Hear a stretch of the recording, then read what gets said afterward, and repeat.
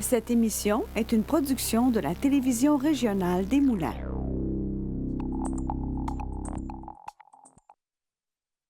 Aujourd'hui, au bulletin. Retour sur le débat entre les candidats dans Terrebonne avec notre chroniqueur Mathieu Bélanger. Un forum régional en habitation débarque à Saint-Roch-de-l'Achigan.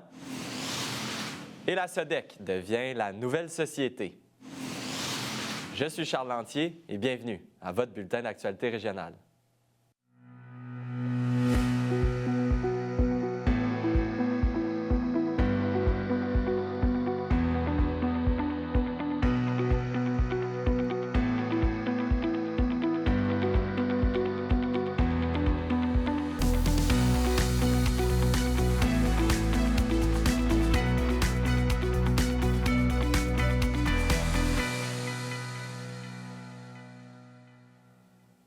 Bonjour, Mesdames, Messieurs. L'élection partielle dans Terrebonne approche à grands pas. Rappelons que la date du scrutin est prévue pour le 17 mars prochain.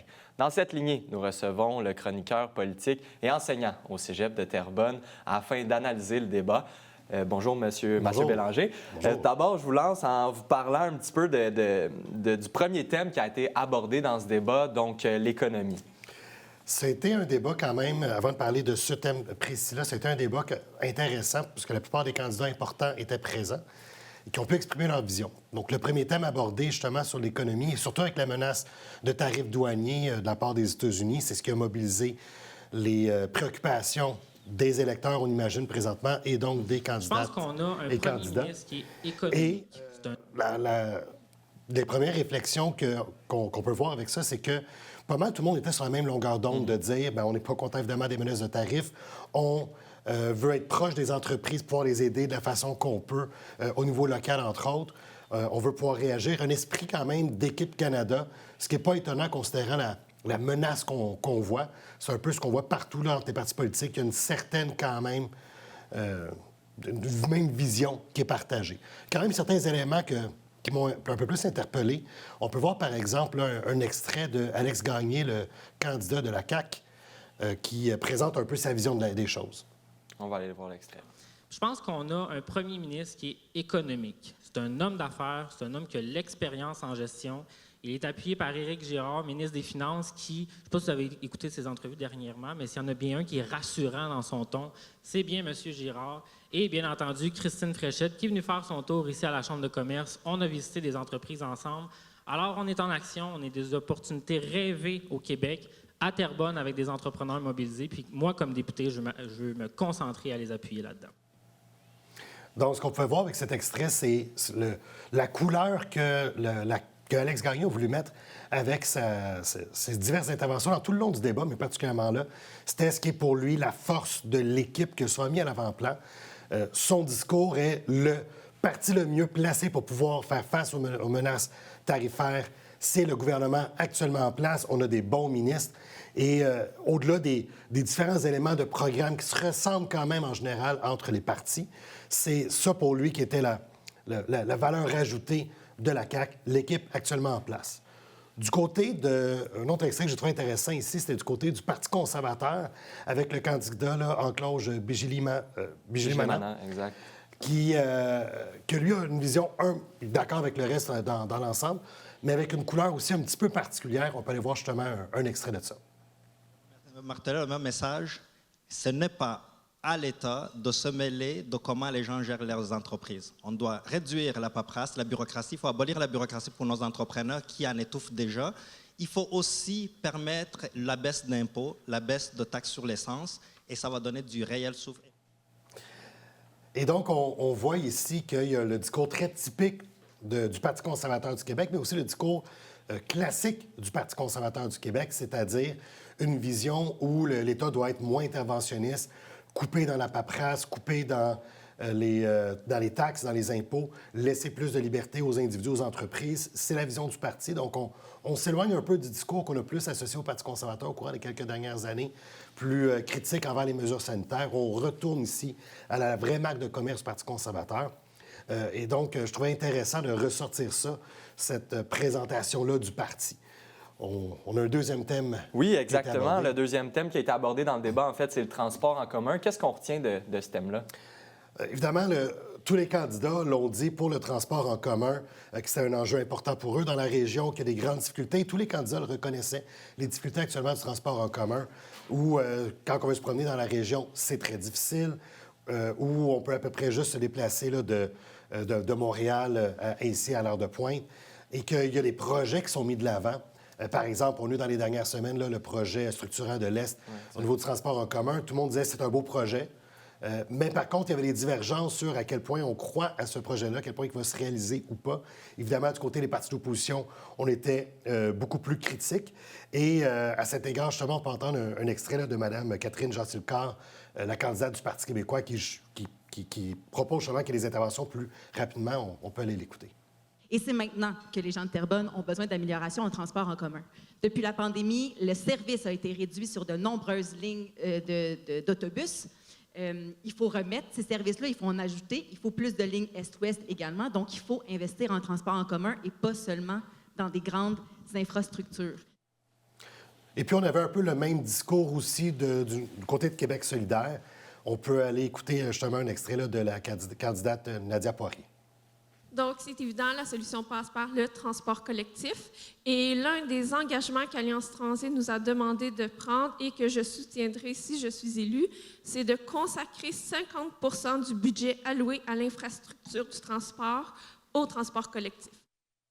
Et le dernier thème, on a parlé de logement. À quoi ça ressemblait au niveau du logement de la part des différents candidats? Tout le monde reconnaissait aussi les problèmes dans la région qui manquent de logements, surtout des logements abordables. Là aussi, on avait diverses solutions qui étaient proposées, qui correspondaient aux axes idéologiques, un peu là, gauche-droite, Québec solidaire, plus interventionniste, le Parti conservateur, moins interventionniste, et du entre-deux. À cet égard, on peut écouter un extrait de la candidate du Parti libéral du Québec, Virginie Bouchard. Il faut aussi que le gouvernement soutienne les municipalités pour augmenter les infrastructures pour les services dans les nouveaux logements qu'on souhaite construire, dans les nouvelles habitations, maisons et tout. Achat d'une première maison actuellement, c'est très, très, très compliqué aussi.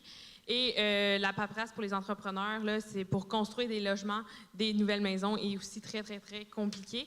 Donc, réduire et ramener à la base pour aider les gens, je pense que ça serait ça la clé.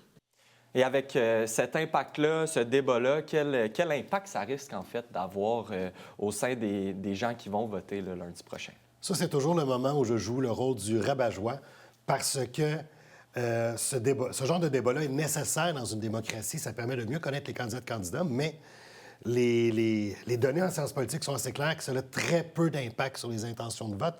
Pourquoi? Bien parce que les gens se basent beaucoup plus sur les chefs, sur les partis politiques, sur les idéologies, que sur les personnes localement qui se présentent, d'autant plus que, avec tout le respect que j'ai pour les diverses personnes qui se présentent, il n'y a pas ici de candidature vedette.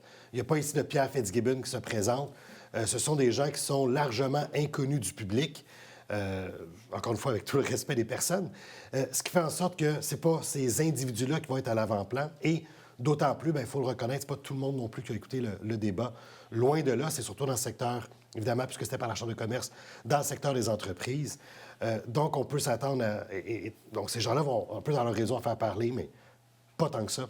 Donc, on peut s'entendre que, dans général, ça aura très peu d'impact. Ça va être beaucoup plus, évidemment, à l'avant-plan des préoccupations des gens. On peut l'imaginer, c'est la gestion du gouvernement de la CAQ en général et, évidemment, la question des menaces tarifaires. C'est ça qui risque de peser beaucoup pour le vote lundi prochain.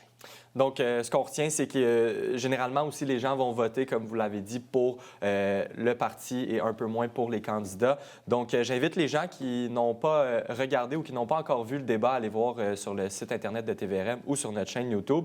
Merci beaucoup, Mathieu Bélanger, d'avoir été de passage en studio. Et on regarde tout ça lundi prochain lors de la soirée électorale. Tout à fait. Merci. Merci.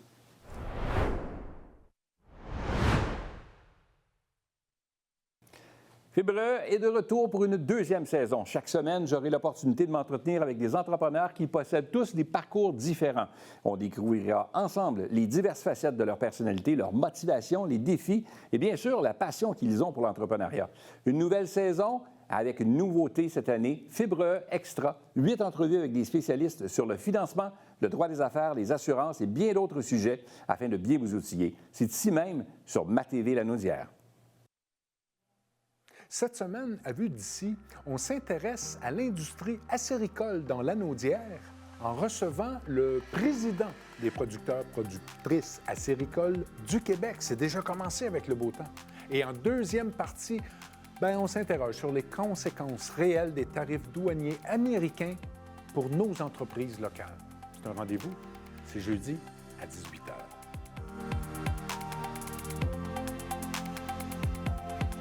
Saviez-vous qu'il existe de nombreux crédits d'impôt auxquels vous pourriez avoir droit? Pour savoir lesquels, c'est simple. Consultez le justepourtous.ca. Tous les crédits d'impôt disponibles sont là. Ainsi que vous soyez parent, aîné ou encore proche aidant, étudiant ou travailleur autonome, vous pourrez facilement identifier les crédits d'impôt qui vous concernent. Assurez-vous d'en bénéficier. Rendez-nous visite au justepourtous.ca. Je suis une vainqueur. Je suis un vainqueur. Je suis une vainqueur. Je suis un vainqueur. Je suis une vainqueur. Une membre du programme pour enfants amputés des amputés de cœur. C'est grâce à vos dons.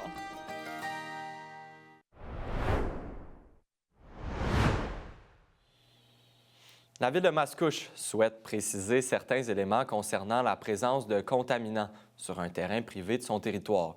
Les contaminants en question proviendraient d'anciennes activités du gouvernement fédéral.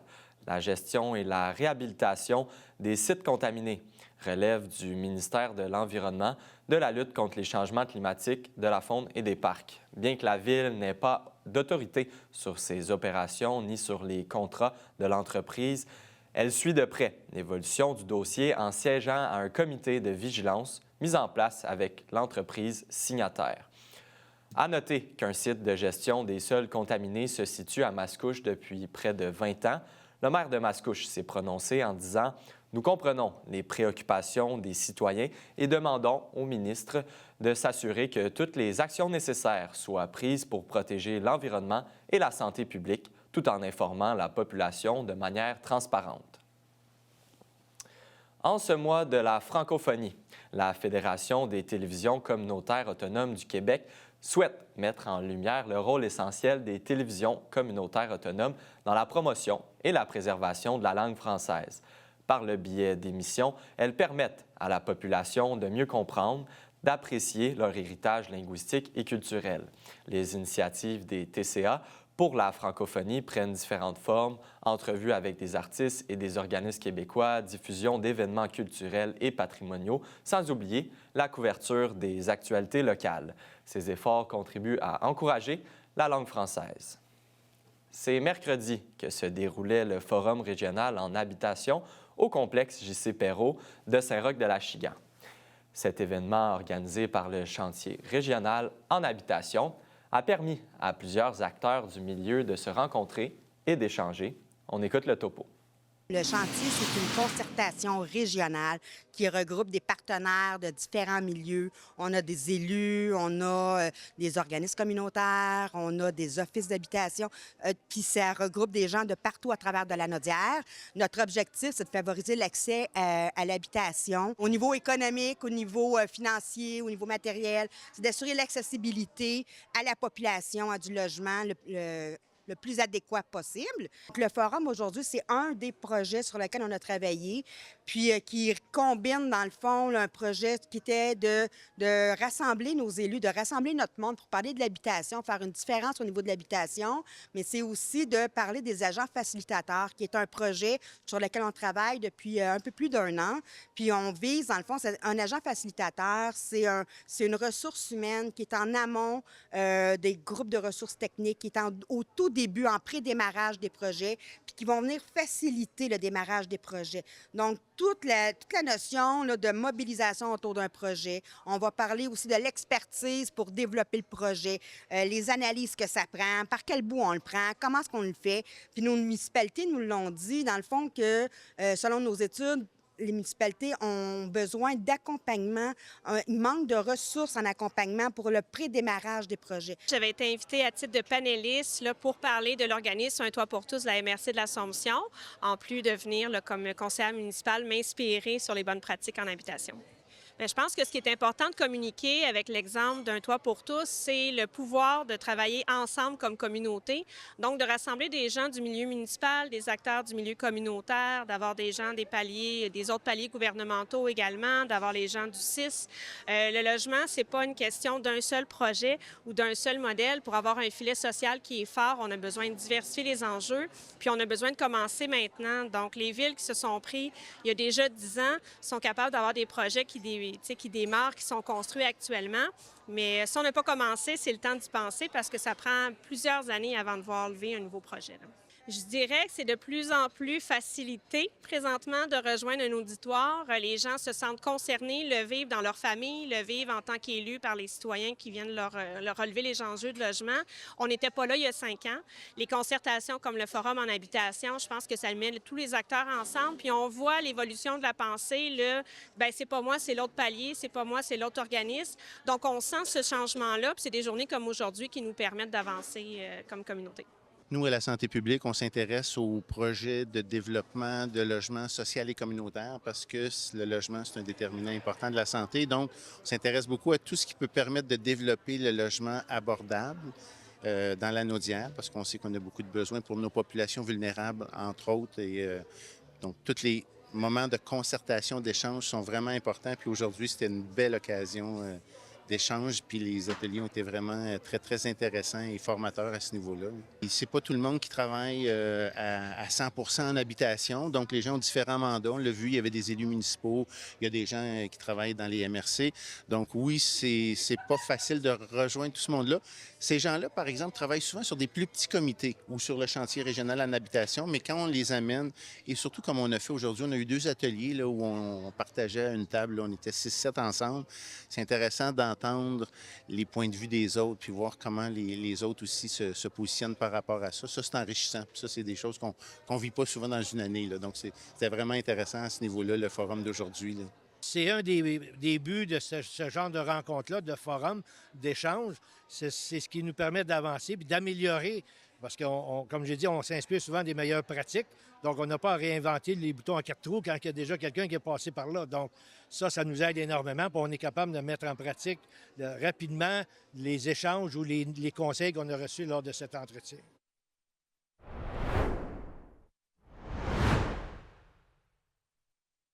La télévision communautaire autonome parle des enjeux locaux, donne une voix aux citoyens et citoyennes en plus de faire rayonner les talents d'ici. Accessible à tous, elle appartient à la communauté et donc à vous. J'ose ma télé communautaire, mon média de proximité. Du nouveau à TVRM. Regardez toute la programmation en continu sur tvrm.ca/en direct. Que vous soyez fan de musique, de culture ou d'actualité, ne ratez pas cette chance de suivre les événements et les personnalités de votre région. Fibre est de retour pour une 2e saison. Chaque semaine, j'aurai l'opportunité de m'entretenir avec des entrepreneurs qui possèdent tous des parcours différents. On découvrira ensemble les diverses facettes de leur personnalité, leur motivation, les défis et bien sûr la passion qu'ils ont pour l'entrepreneuriat. Une nouvelle saison avec une nouveauté cette année, Fibre Extra, 8 entrevues avec des spécialistes sur le financement, le droit des affaires, les assurances et bien d'autres sujets afin de bien vous outiller. C'est ici même sur MaTV La Naudière. Saviez-vous qu'il existe de nombreux crédits d'impôt auxquels vous pourriez avoir droit? Pour savoir lesquels, c'est simple. Consultez le justepourtous.ca. Tous les crédits d'impôt disponibles sont là. Ainsi que vous soyez parent, aîné ou encore proche aidant, étudiant ou travailleur autonome, vous pourrez facilement identifier les crédits d'impôt qui vous concernent. Assurez-vous d'en bénéficier. Rendez-nous visite au justepourtous.ca.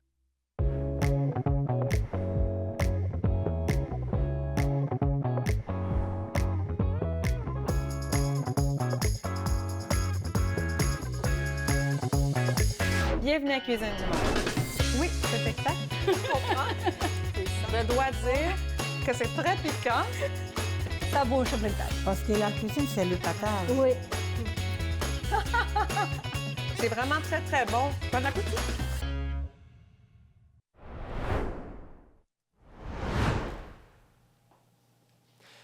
La SODEC est devenue la nouvelle société dans les dernières semaines et pour en parler, je reçois Claude-Éric Provost, directeur général et artistique de la nouvelle société. Bonjour à vous. Bonjour. Tout d'abord, parlez-moi des grandes lignes là, de votre organisme. Oui, bien, la nouvelle société, comme vous le disiez anciennement, la Société de développement culturel de Terrebonne, dans le fond, nous, on a 4 mandats principaux: le développement des arts de la scène, l'interprétation de l'histoire et du patrimoine de Terrebonne et de sa région, l'organisation d'événements, et puis, comme dernier mandat aussi, on fait l'entretien et la mise en valeur de bâtiments historiques, de lieux historiques. Et là, vous étiez rendu vraiment à ce changement. Qu'est-ce qui explique ce changement? Et parlez-nous un petit peu de comment il a pris forme, en fait. Oui. Bien, en fait, c'est ça. La Société de développement culturel de Terrebonne existe depuis presque 40 ans. Et bien, malheureusement, cet acronyme-là, SODEC, a été emprunté par un organisme gouvernemental qui a le même acronyme, donc la Société de développement culturel des entreprises culturelles, donc qui est un organisme gouvernemental. Et les gens faisaient souvent l'erreur de confondre les deux organisations. Donc, première raison. Deuxième raison, bien, comme Société de développement culturel de Terrebonne, bien, il y a une partie aussi de la population qui pensait qu'on était la ville de Terrebonne. Okay. Qu'on était donc une entité qui faisait partie de la ville de Terrebonne. Et donc, non, on ne l'est pas. On est un organisme indépendant, une entreprise privée, donc indépendant de la ville. Évidemment, la ville reste notre partenaire principal, numéro 1. On les adore. On est très heureux du soutien qu'on a de la ville, mais on est des collaborateurs, donc des partenaires. Et puis, on voulait que ça soit clair, donc, après toutes ces années-là, de mettre ça au clair, donc, une fois pour toutes et pour le grand public. Donc. Et ça a pris plusieurs formes, en fait, dont le changement de nom, oui, mais un nouveau logo et un nouveau site Web. Absolument. Bien, c'est ça. Dans le fond, le nom qui a changé, donc on voulait se donner une image jeune, rajeunie, mais aussi qui allait aussi demeurer jeune. Donc la nouvelle société, on n'a pas le choix, on s'oblige à se renouveler puis à être constamment au goût du jour. Donc premièrement, puis ensuite de ça, bien, c'est ça. Tout le visuel a été revu pour rajeunir un peu l'image, je vais dire remettre au goût du jour, oui, effectivement. Puis, au niveau des différentes plateformes, en fait, on gérait, je pense, 4 ou 5 sites Internet différents. Donc, pour chacun de nos mandats, on avait un site Internet différent. Et puis, après ça, sur les médias sociaux, plusieurs plateformes différentes pour nos différents mandats. Donc, on a voulu, donc, premièrement, bien, créer un site Internet unique pour l'ensemble de nos activités. Donc, c'est ce qui a été fait. Ça n'a pas été un travail facile parce que, comme je vous dis, ça fait 40 ans qu'on opère ces différentes identités-là. Donc, c'est fait et on est très heureux de ça. C'est tout récent, là, ça fait un mois. Donc, on l'installe tranquillement auprès de la population. Exactement. Qu'est-ce que vous remarquez dans les dernières semaines? Parce que ça va faire quelques semaines, quelques mois bientôt, ce changement-là. Qu'est-ce que vous remarquez de tout ça? Bien, d'abord, réaction très positive des gens.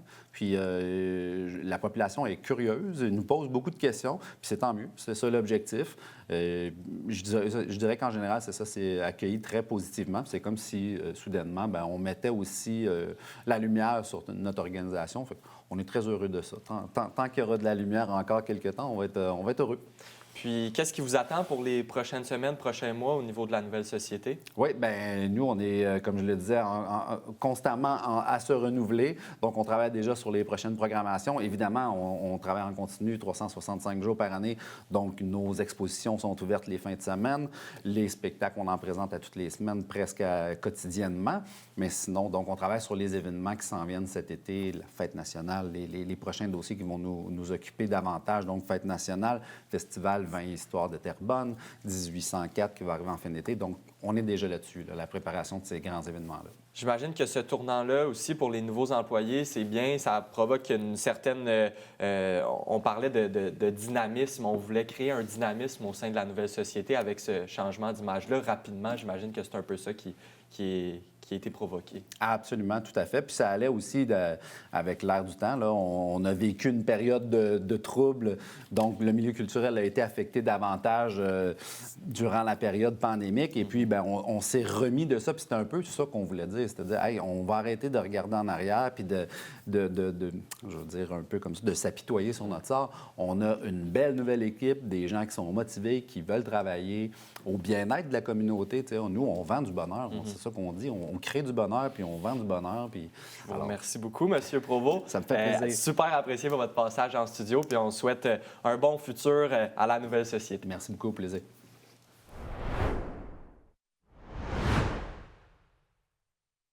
Bonjour, je m'appelle Megan. J'adore la natation, la gymnastique et la bicyclette. Parfois, je dois faire les choses différemment. C'est l'association des amputés de guerre qui me donne les prothèses dont j'ai besoin pour faire mes activités préférées. Tout ça est possible grâce à la générosité du public. En donnant aux amputés de guerre, vous aidez les enfants amputés comme moi. Merci! Saviez-vous qu'il existe de nombreux crédits d'impôt auxquels vous pourriez avoir droit? Pour savoir lesquels, c'est simple. Consultez le justepourtous.ca. Tous les crédits d'impôt disponibles sont là. Ainsi que vous soyez parent, aîné ou encore proche aidant, étudiant ou travailleur autonome, vous pourrez facilement identifier les crédits d'impôt qui vous concernent. Assurez-vous d'en bénéficier. Rendez-nous visite au justepourtous.ca.